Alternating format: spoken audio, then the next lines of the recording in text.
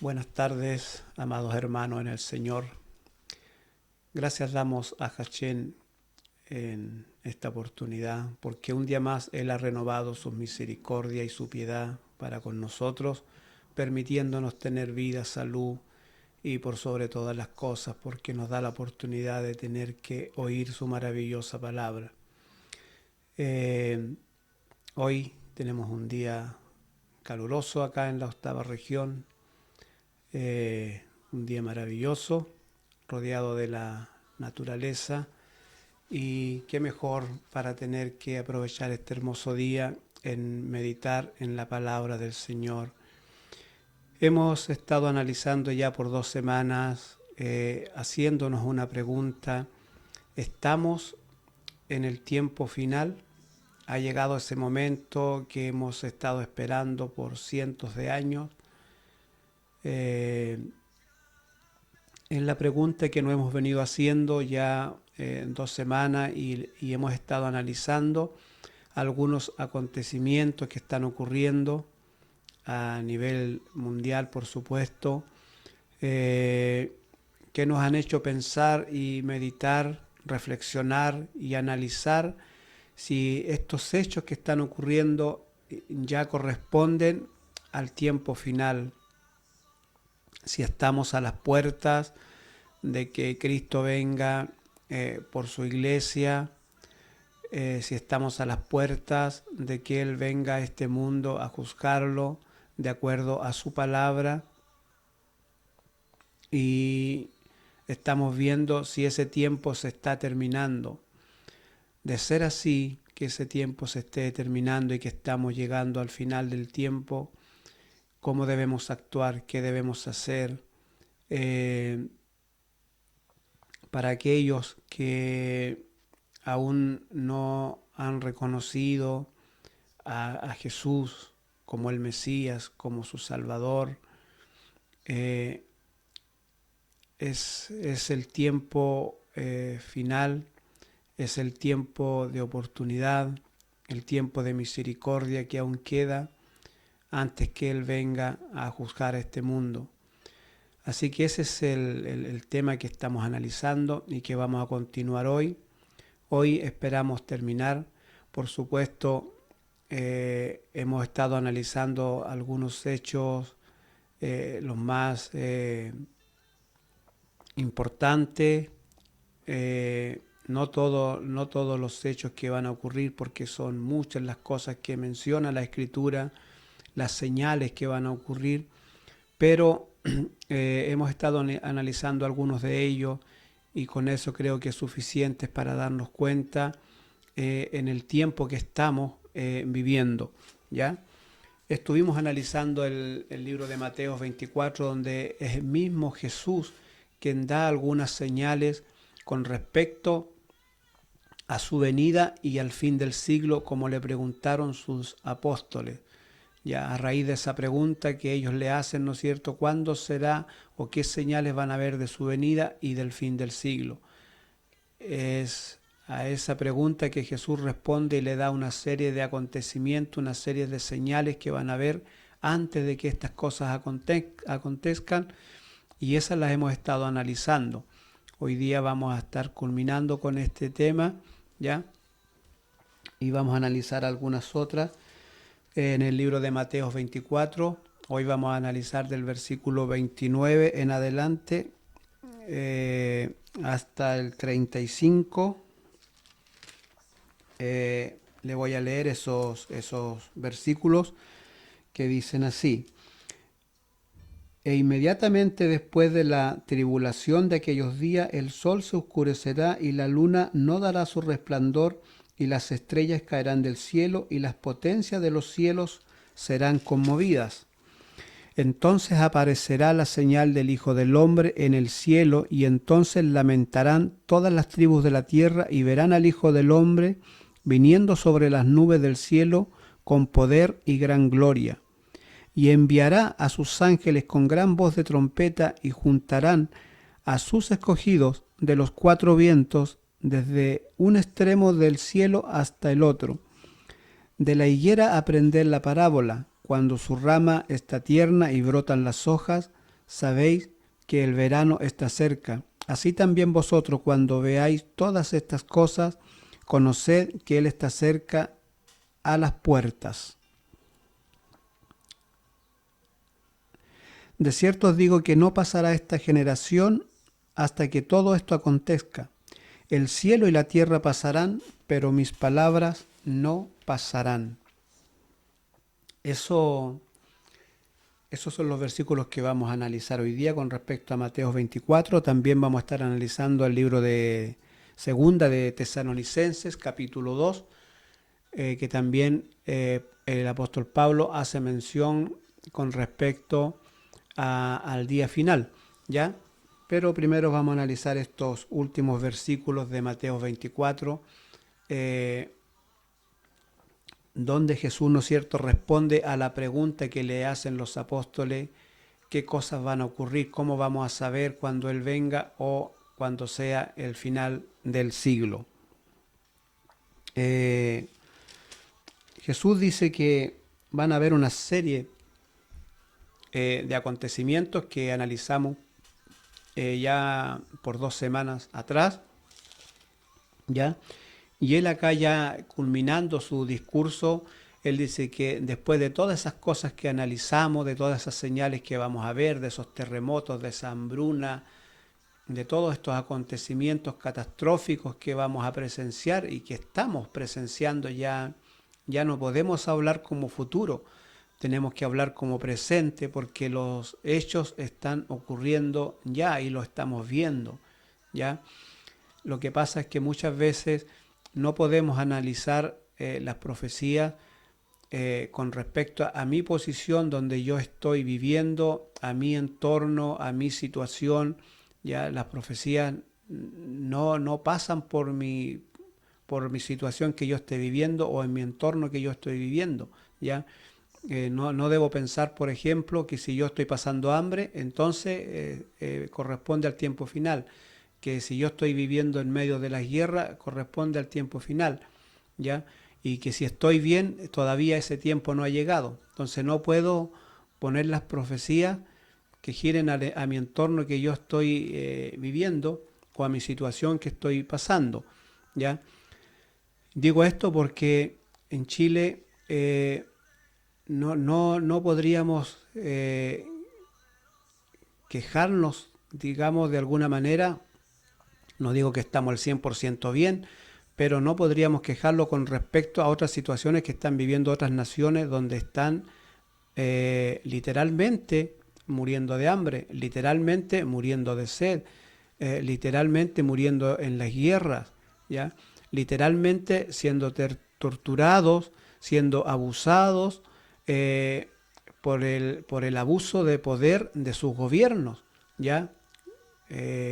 Como lo es en algunos países, por ejemplo en Rusia, China y varias naciones que digamos, la gente común, la gente civil, los más humildes de un país, los más pobres de un país, son humillados y abusados por el poder político de algunas naciones, ¿ya?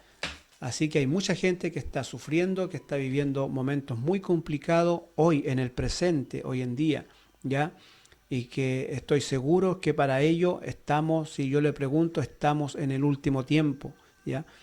Así que cuando analizamos las profecías no debemos verlas de acuerdo a mi entorno, de acuerdo a mi nación, qué es lo que está pasando en mi país. Se tiene que analizar del mundo entero. Las profecías están hechas para el planeta Tierra, están para todos los seres humanos, para todas las etnias, ¿ya? Para todas las razas, para para todos los seres humanos están dadas la palabra del Señor, ¿ya? Así que desde ese punto de vista podemos decir que las cosas que Jesús menciona hoy las estamos viendo en vivo y en directo, literalmente, ¿ya?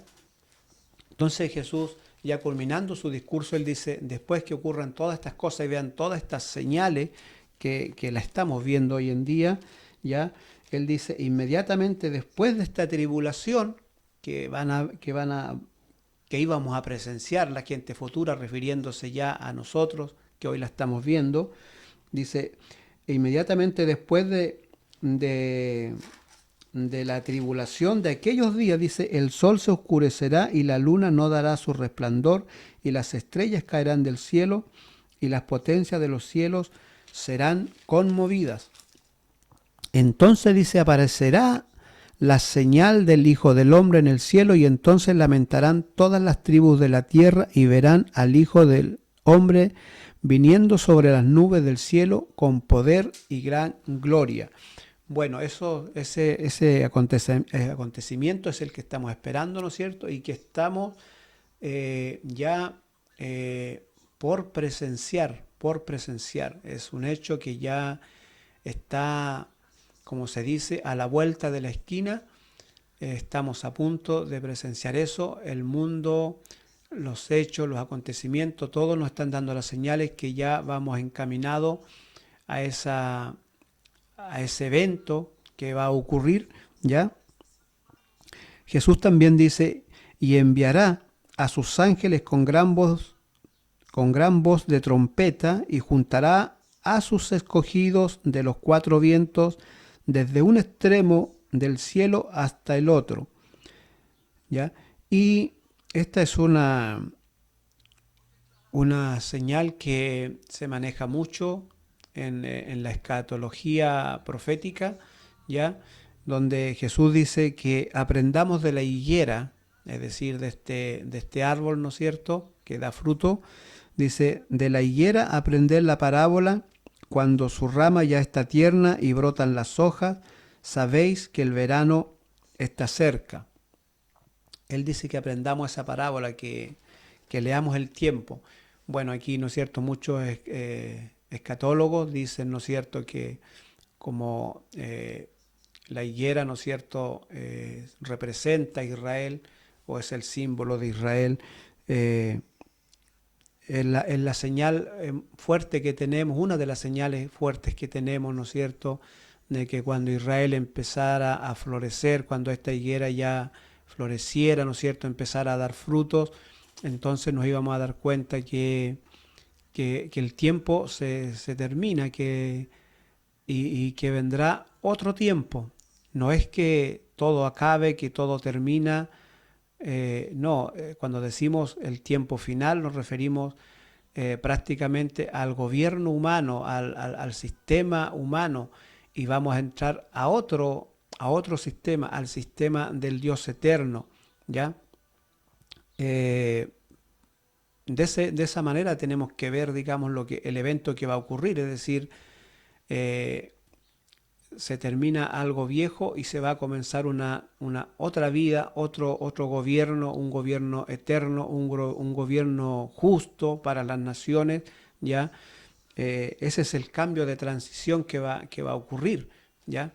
Y estas señales que Jesús nos está dejando es para que nos diéramos cuenta el momento que empiezan a ocurrir estas cosas, ya es porque viene ese cambio, ya donde termina el gobierno humano, que ya está terminando, que ya llegó a su colmo, que la corrupción, ¿no es cierto?, ya le brota por los poros al sistema que tenemos humano.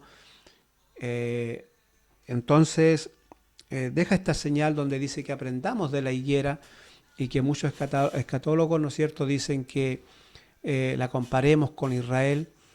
Y cuando hacemos esta comparación, ¿no es cierto?, que Israel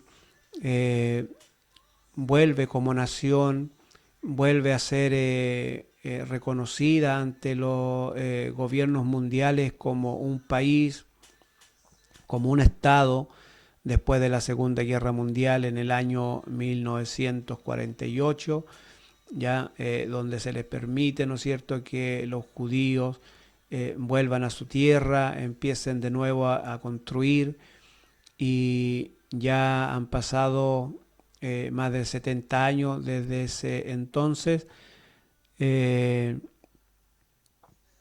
y podríamos decir que ha pasado prácticamente una generación, basado en el libro de los Salmos, donde dice que una generación de una persona dura 70 años y los más robustos llegan a los 80 años, ¿ya? Entonces, basado en esas palabras, en esas profecías, ya que tenemos en nuestras manos, podemos darnos cuenta que Israel ya está llegando y va encaminándose a los 80 años, ¿ya? Desde que nace como Estado, se constituye como Estado, y en esos 80 años Israel, ¿no es cierto?, ha florecido de una manera extraordinaria. Es uno de los países más pequeños del territorio mundial. En metros cuadrados es muy pequeño Israel, insignificante comparado con algunos otros países, ¿no es cierto?, que le rodean. Pero aún así Israel es un país grande, grande digamos, en sabiduría, en inteligencia. Han sido ellos pioneros en muchas cosas con respecto a la tecnología, ¿ya? Es un país que posee uno de los mejores armamentos, uno de los mejores ejércitos del mundo, ¿ya? Es un país que ha desarrollado mucha tecnología para no solamente en armamento, sino que también en bienestar para la humanidad, ¿ya? Y, y como nación ha crecido tremendamente, y podríamos decir que la higuera floreció, y podemos decir entonces que el verano está cerca. También Jesús menciona aquí, ¿no es cierto?, y dice en el versículo 34, de cierto os digo que no pasará esta generación hasta que todo esto acontezca. Es decir, la generación que vea florecer a Israel, la generación que vea estas señales que Jesús menciona, todas estas cosas que iban a ocurrir antes que viniera el día grande del Señor, esa generación que viera estas señales, esa generación sería la última. Y es por eso que estamos diciendo, no solo yo, hay muchos hermanos en diferentes países, diferentes naciones, ya que analizan estas profecías constantemente, ya, y todos estamos hablando con respecto al mismo tema, ya todos estamos coincidiendo, ya no porque queramos ver, digamos, las cosas a nuestro punto de vista o nuestra creencia, ya, sino porque los hechos que están ocurriendo nos están iluminando los ojos de nuestro entendimiento para que nos demos cuenta de que estamos en el último tiempo, ¿ya? Ya no es lo que pensamos, ya no es lo que creemos, sino lo que estamos viendo. Así que literalmente estamos viendo estas cosas, ¿ya? Y Jesús dijo algo súper importante: la generación que vea estas cosas será la última. Así que, hermanos, imagínense, nuestro corazón debiera estar rebosando, nuestro corazón debiera estar contento, alegre, ya feliz, porque ese día tan esperado, tan anhelado, que nuestros padres, que nuestros antepasados esperaron con ansia verlo, pero que no era para su tiempo. Hoy día es para nosotros, para los que hoy estamos vivos, o los que sigamos vivos hasta ese día, porque sabemos que hoy día, en un abrir y cerrar de ojo, es quitado nuestro soplo de la punta de nuestra nariz y ya no somos más. Pero mientras tanto, podemos decir, hoy día que estamos vivos en esta hora, en este instante, podemos decir que todas estas cosas que estamos viendo, podemos testificar que somos la última generación, somos lo último que estamos viendo esto, ¿no es cierto? Y que si el Señor no viene por nuestras vidas durante horas más tarde, el día de mañana, vamos a presenciar estos hechos extraordinarios que van a ocurrir en el mundo donde Dios lo va a intervenir, ¿ya? Otra de las cosas que Jesús menciona aquí y que es súper importante, ¿ya?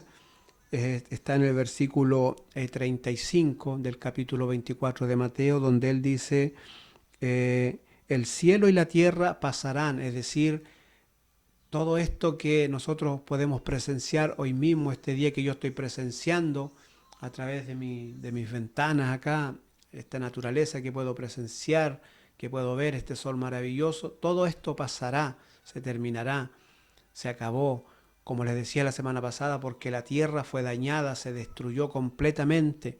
Es por eso que Juan ve en la isla de Patmos, él ve descender un cielo nuevo y una tierra nueva. Es lo que Juan ve. No sabemos si eso es lo que Juan está viendo, es literalmente que va a descender una tierra nueva, un cielo nuevo, o se refiere a que nuestro eterno Dios con su palabra va a renovar el planeta completamente, ¿ya? Cualquiera de las dos situaciones que vaya a suceder, lo cierto es que habrá un cielo nuevo y una tierra nueva para el nuevo gobierno que va a establecer Yeshua en este mundo. Un gobierno eterno, un gobierno justo para todas las naciones. Pero Jesús menciona aquí que todo esto pasará, pero dice, mis palabras no pasarán. Será lo único que permanecerá en esta vida y en el gobierno eterno de nuestro Dios. Esas palabras seguirán, porque por esas palabras seremos juzgados también todos los seres humanos, como está escrito en Apocalipsis, que vamos a ver a continuación. De todo lo que hemos estado hablando estos días con respecto a los acontecimientos, con respecto a los hechos que estamos viendo y todo lo que va a ocurrir, ¿ya? Créame que esto es lo que debe guardar en su corazón. Esto último que vamos a ver es lo que debe guardar en su corazón, lo debe atesorar, ¿ya? Porque esto es lo que de alguna manera nos va a ayudar a ser partícipe del gobierno eterno que va a establecer nuestro Dios maravilloso. Quiero que veamos el libro de Apocalipsis en el versículo 22, ¿ya? Aquí se menciona, la verdad que Juan ve muchas cosas aquí, ya muchas revelaciones que ve en la isla de Patmos y que Dios le insta que escriba lo que él está viendo y escribe cosas interesantes que es difícil y que no debemos pasar por alto.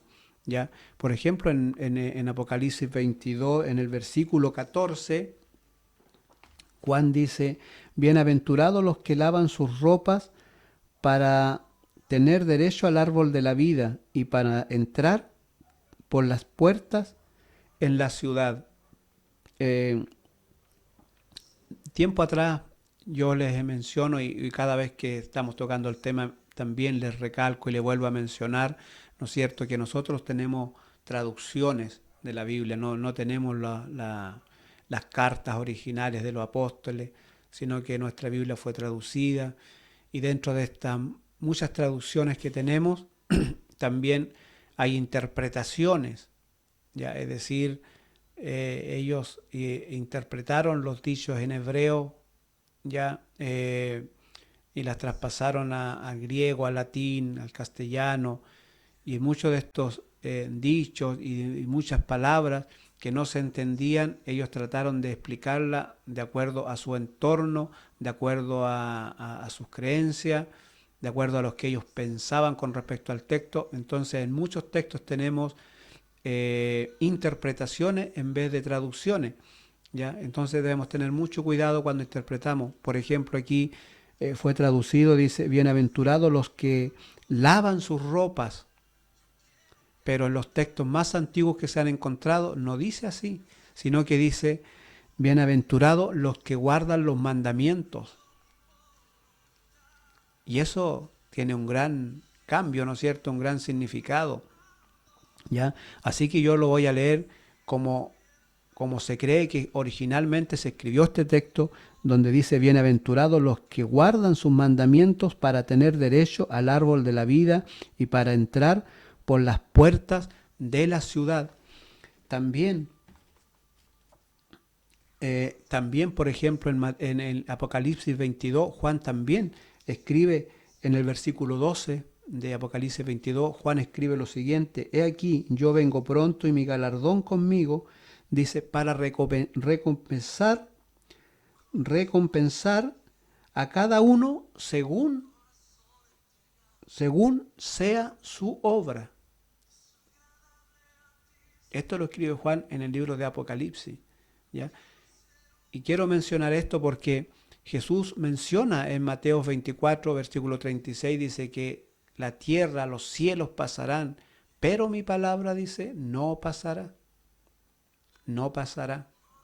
Y acá Juan en la isla de Patmos le muestra, Yeshua le muestra, ¿no es cierto?, una serie de acontecimientos, y entre estas cosas le vas a escribir estas palabras: bienaventurados los que guardan los mandamientos, ¿ya? He aquí yo vengo pronto y mi galardón conmigo para recompensar a cada uno según su obra, ¿ya? Estoy mencionando esto porque Jesús dijo, mis palabras no pasarán, y muchas veces se ha enseñado y se ha recalcado equivocamente, de manera errada, que vivimos en la gracia y que los mandamientos han quedado a un lado, erróneamente porque no se han entendido algunos textos como corresponden, ya que nosotros lo vimos. Yo, para no ahondar en ese tema, porque ya lo vimos en los videos pasados, para los que no han visto, es necesario que vean el libro de introducción al libro de Efesios, y también Efesios 1 y 2, ¿no es cierto?, donde vimos este tema y donde tocamos el tema de con respecto a las obras, si somos salvos por obra o somos salvos por gracia, ¿ya? Ese tema lo vimos en esos videos, donde lo clarificamos, ¿no es cierto? La verdad que cuando vimos ese tema, ¿no es cierto?, decíamos que somos salvos por gracia y por obras, pero no por aquellas obras que Jesús condenó, por aquellas obras que Jesús clavó en la cruz, sino que por otras obras que están mencionadas en el libro de Efesios, que se lo voy a recordar, Efesios capítulo 2, ya vamos a ver eso para que no quede, para que esas cosas no queden en el aire. Efesios 2, versículos 8 al 10, por ejemplo, donde dice, porque por gracia sois salvos, ¿ya?, por medio de la fe, y esto no es de vosotros, pues es un don de Dios. Y el versículo 9 dice, no por obras para que nadie se gloríe. No por obras para que nadie se gloríe. Pero acá dice que en Apocalipsis estábamos leyendo, ¿no es cierto?, que dice, he aquí yo vengo pronto y mi galardón conmigo para recompensar a cada uno según su obra, ¿ya? Según sus obras. Pero acá dice que no somos salvos por obras, ¿ya? Pero en el versículo 10 dice, porque somos hechura, versículo 10 me refiero al libro de Efesios, capítulo 2, versículo 10, dice, porque somos hechura suya, creado en Cristo Jesús para buenas obras. Es decir, para que no los confundamos, en el tiempo de Jesús los judíos practicaban obras para ser salvos, pero esas obras no les servían, eran obras muertas, obras que no tenían vida, que Jesús condenó, que Jesús las clavó en la cruz, ¿ya? Esas obras que yo le mencionaba, donde así le ponían carga al resto de la gente, cargas que ellos ni siquiera querían llevar, donde le ponían una caja en la espalda con parte de la Torá, un rollo, ¿no es cierto?, y le ponían peso, donde se ponían cintas en las manos y una tirada de cosas, ¿no es cierto?, y esas cosas las practicaban como leyes y obras que ellos pensaban que por esas cosas iban a ser salvos. Pero Jesús dice acá que vamos a ser salvos por obras, pero no por esas obras, sino que por buenas obras. ¿Y cuáles son esas buenas obras? Jesús las menciona en el Nuevo Testamento, ¿no es cierto? También la mencionan el apóstol Pablo, los otros apóstoles en sus epístolas hacen mención de estas buenas obras, ¿no es cierto?, donde él dice, ¿no es cierto?, por ejemplo, que no debemos adulterar, que no debemos hacerle daño al prójimo, que debemos amar al prójimo como a nosotros mismos, ¿ya? Obras vivas, obras buenas que van en beneficio de mi prójimo, ¿ya? Ese tipo de obra. Y eso lo menciona el libro de Efesios, capítulo 2, versículo 10, donde dice que fuimos hechos, creados en Cristo Jesús para buenas obras. Y cuando vemos en Apocalipsis, ¿no es cierto?, en Apocalipsis 22, versículo 12, dice aquí: yo vengo pronto y mi galardón conmigo para recompensar a cada uno según sea su obra. ¿Pero qué obra se está refiriendo? A las buenas obras, a esas que Jesús hizo de antemano para que anduviésemos en ellas, como dice en el libro de Efesios capítulo 2, versículo 10, donde dice: porque somos hechura suya, creados en Cristo Jesús para buenas obras, ¿ya?, las cuales Dios preparó de antemano para que anduviésemos en ellas. Es decir, en esas buenas obras es la que tenemos que andar, las que tenemos que practicar. Cada día que nos levantamos debemos, ¿no es cierto?, practicar estas buenas obras, y estas buenas obras, estas posibilidades de practicarlas se los dan a diario. Ya cuando usted va a un negocio, para explicarle en términos simples, cuando usted va al comercio, ¿no es cierto?, a comprar algún negocio, ¿no es cierto?, y se le da, por ejemplo, el vuelto equivocado, le dan más de lo que correspondía, tiene la posibilidad de practicar las buenas obras devolviendo ese dinero que no le corresponde porque se le dio por error, ¿ya? Cuando va por la calle, por ejemplo, y viene una persona que es ciega, usted no ponga tropiezo en su camino, así lo dice la Torá. No pondrás tropiezo delante de un ciego. Eso es practicar buenas obras, sino que ayudarlo en su camino. A eso se refieren las buenas obras, pero no a obras muertas, no a obras que no tienen vida, ¿ya? Las buenas obras siempre van en beneficio de mi prójimo. Bien, no es el tema hoy, pero tengo que tocarlo porque Jesús dice que su palabra no pasará. Ella va a permanecer para siempre y por ella vamos a ser juzgados. Y estoy mencionando esto porque nos acercamos a ese día final, como lo estamos viendo, y nos vamos a encontrar con la palabra del Señor verdadera. Por eso estoy hablando de esto, porque cuando Él venga nos juzgará, nos llamará a juicio y se abrirán estos libros. Y allí podríamos estar en graves problemas si malinterpretamos y no estamos practicando y estamos confiados que estamos salvos por gracia y que nada tengo que hacer. Las buenas obras tiene que hacerlas. Tiene que hacerlas. Y es allí donde nos confundimos, porque Jesús, por una parte, condena algunas obras y dice, y por otra parte dice, seréis salvos por obra. Entonces tenemos que diferenciar a qué obras se refiere, ¿ya? Ese es el asunto, que a veces no diferenciamos a qué obra se está refiriendo, ¿ya? También en Apocalipsis, por ejemplo, Apocalipsis 20, versículo 13, 20, versículo 13, dice por aquí, dice: y el mar entregó a los muertos que había en él, y la muerte y el Hades entregaron los muertos que había en ellos, y fueron juzgados cada uno según sus obras. Según sus obras. Juan está viendo aquí el juicio, imagínense, él está viendo el juicio. Dice que el mar, el Hades, entregaron los muertos para que fueran a juicio, y fueron juzgados según sus obras. Consideremos eso, pensemos en eso, ¿ya? Por ejemplo, Apocalipsis 21:8 dice: pero los cobardes, los incrédulos, los abominables, homicidas, los fornicarios, hechiceros, los idólatras y todos los mentirosos tendrán su parte en el lago que arde con fuego y con azufre, que es la muerte segunda, ¿ya? Y esas cosas están escritas en la Torá, están escritas en las epístolas, ¿ya? A eso se refiere las buenas obras, el que no hace estas cosas, el que no practica estas cosas, ¿ya?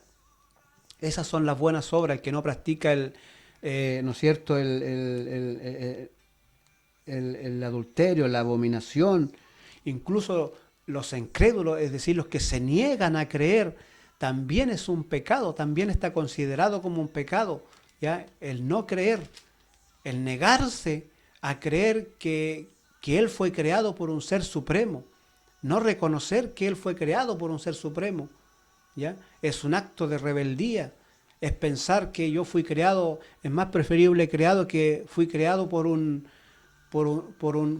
choque de algunos metales y salió toda la humanidad.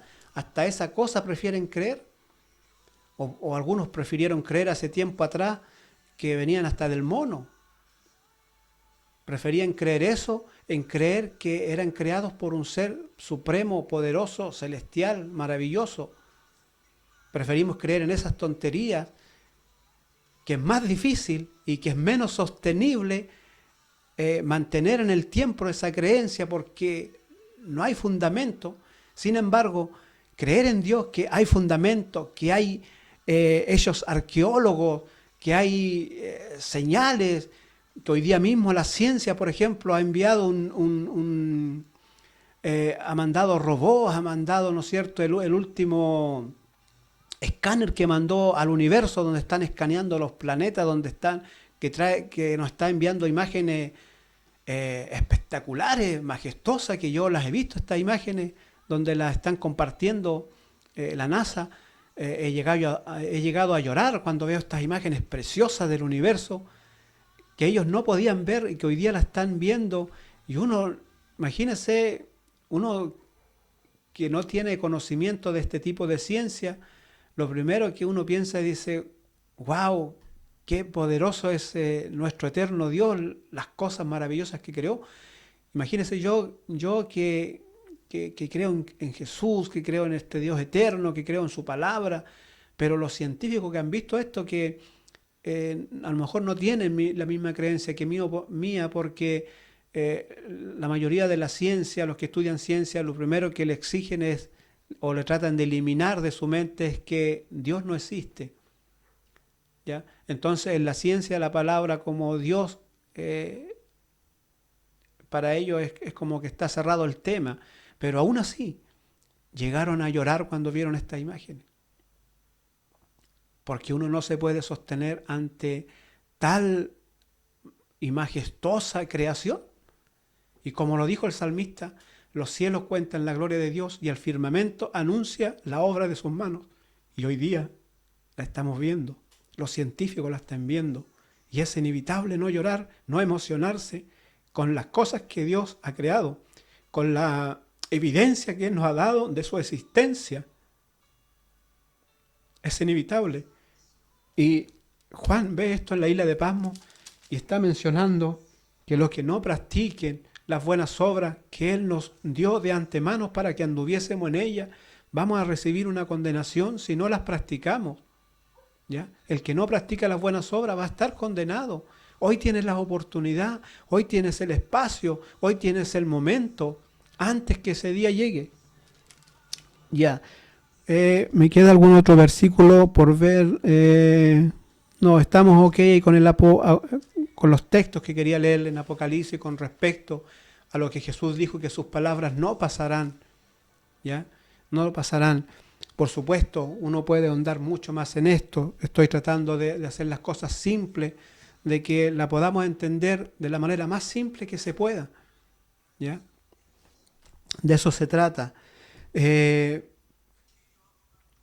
Para ir terminando, yo le decía que íbamos a ver el libro de Segunda de Tesalonicenses, donde Pablo también hace mención a este tiempo final.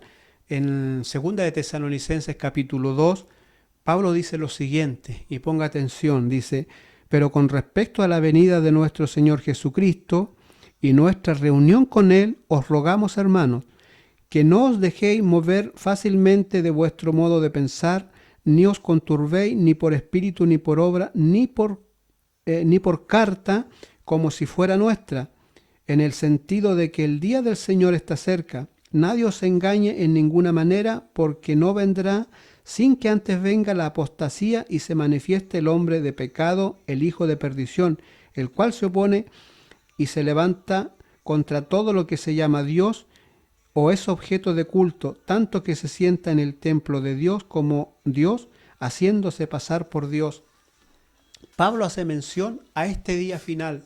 ¿Por qué? Porque estaban ocurriendo hechos y perturbaciones en la iglesia de Tesalónica, ¿no es cierto? Que muchos estaban opinando con respecto a este día, ¿ya? Y el apóstol Pablo trata de aclarar este tema, ¿no es cierto?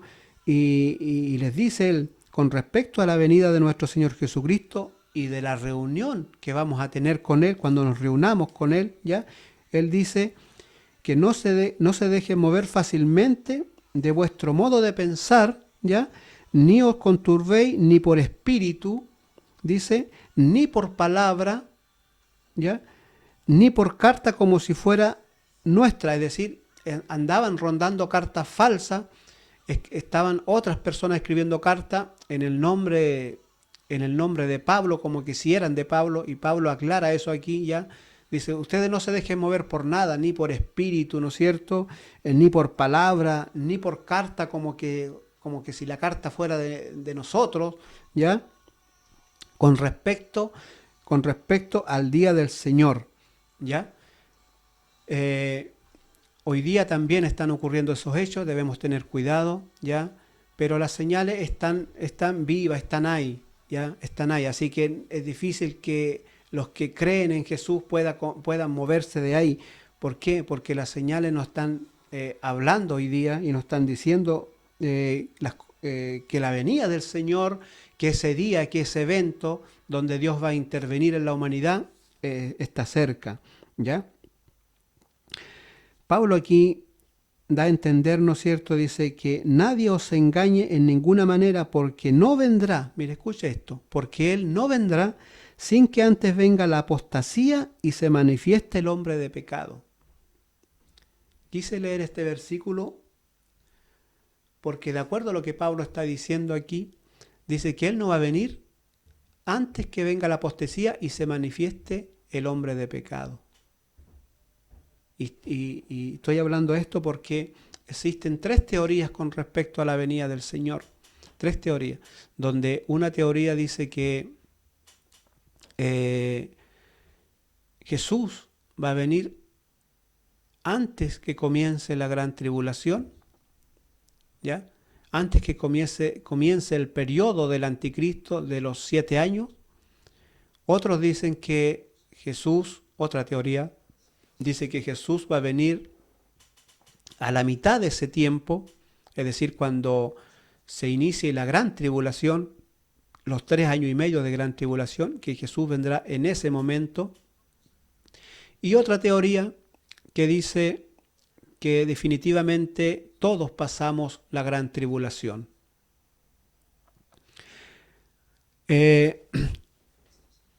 Analizando la Escritura y siendo sincero conmigo mismo, ¿ya?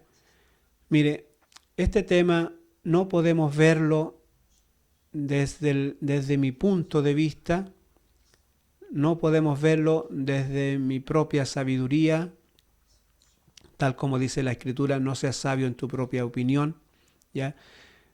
No puedo verlo desde mi propio orgullo y tratar de defender algo que yo creo, ¿ya? Y estoy diciendo esto porque, sinceramente, para ser sincero y honestamente conmigo mismo, puedo analizar la Escritura y si yo quisiera, podría defender por la Escritura, defender la primera teoría de que Jesús viene antes que se inicie el periodo de tiempo de Satanás. Y podría tener muchos textos bíblicos, ¿no es cierto?, y defender esa teoría. También podría defender yo por la Escritura la segunda teoría, porque también hay textos bíblicos que me ayudarían a defender esa posición de que Jesús viene a la mitad de ese tiempo, es decir, a los 3 años y medio, donde termina el primer periodo de Satanás y empieza el periodo de la gran tribulación. Entonces yo podría defender esa teoría de que a la mitad de ese tiempo Jesús también viene. También, si yo quisiera, podría defender la tercera teoría donde se dice, ¿no es cierto?, que todos pasamos la gran tribulación, porque también hay textos bíblicos que me apoyarían para defender esa teoría. Así que para ser honesto y sincero con ustedes y conmigo mismo, y no ver este tema desde mi orgullo y decir esta es mi posición y la voy a defender a muerte, aunque esté equivocado. Quiero ser humilde en esta parte y decirles, amados hermanos en el Señor, que bíblicamente puedo defender las tres teorías.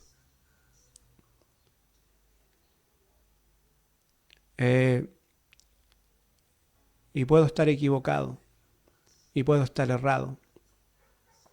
Lo que sí puedo decirle con sinceridad de que ese día vendrá.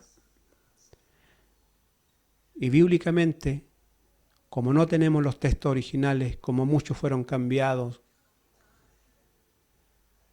da para defender esas tres teorías. Pero yo quiero hacerles una pregunta hoy día, y con esto concluyo. Si nos fuéramos antes de que se inicie el periodo de gobernancia de Satanás,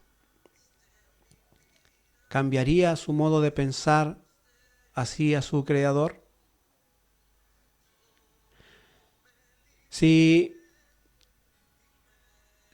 la venida del Señor fuera a la mitad del tiempo de la gran tribulación, ¿en qué le afecta a usted? ¿Cambiaría usted su modo de pensar con respecto a su creador? ¿Lo amaría más? ¿Lo amaría menos? Si tuviésemos que pasar la gran tribulación, ¿cambiaría usted su modo de pensar con respecto a su creador?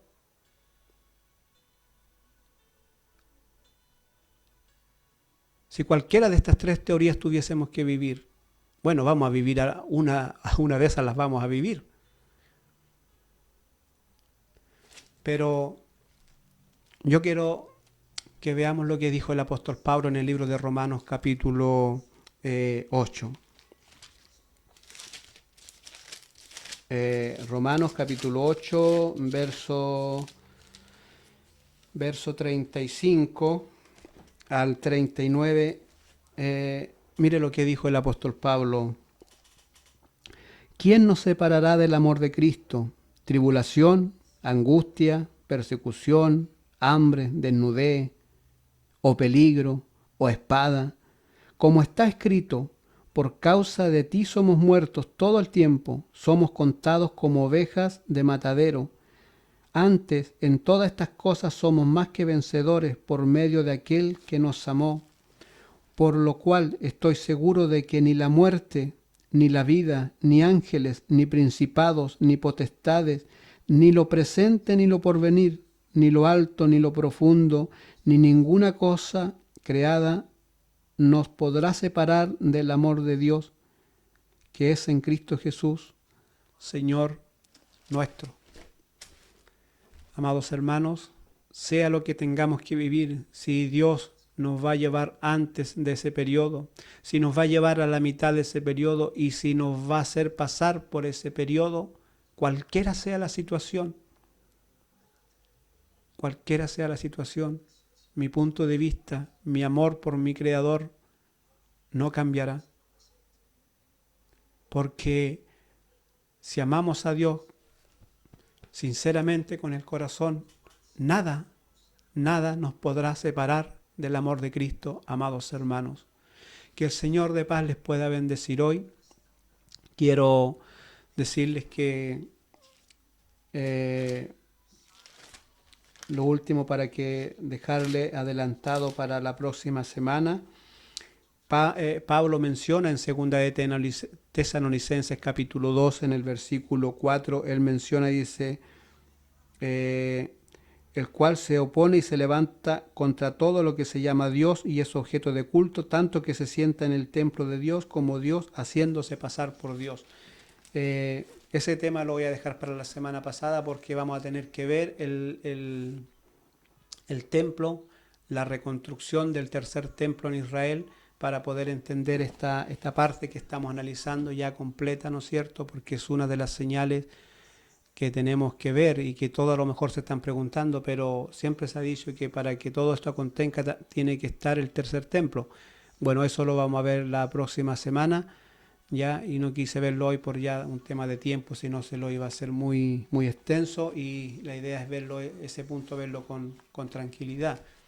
Así que vamos a ver la próxima semana la reconstrucción del tercer templo, en qué situación está ese tema en Israel con esa construcción, y lo vamos a analizar la próxima semana. Que el Señor de paz les pueda bendecir enormemente esta semana que ya estamos por iniciar. Ya sean bendecidos ricamente junto a su familia, sus hijos, y disfruten el tiempo con Dios y escudriñando la Escritura siempre. Que el Señor de paz les pueda bendecir, y si Dios nos permite en su eterna voluntad, nos veremos la próxima semana.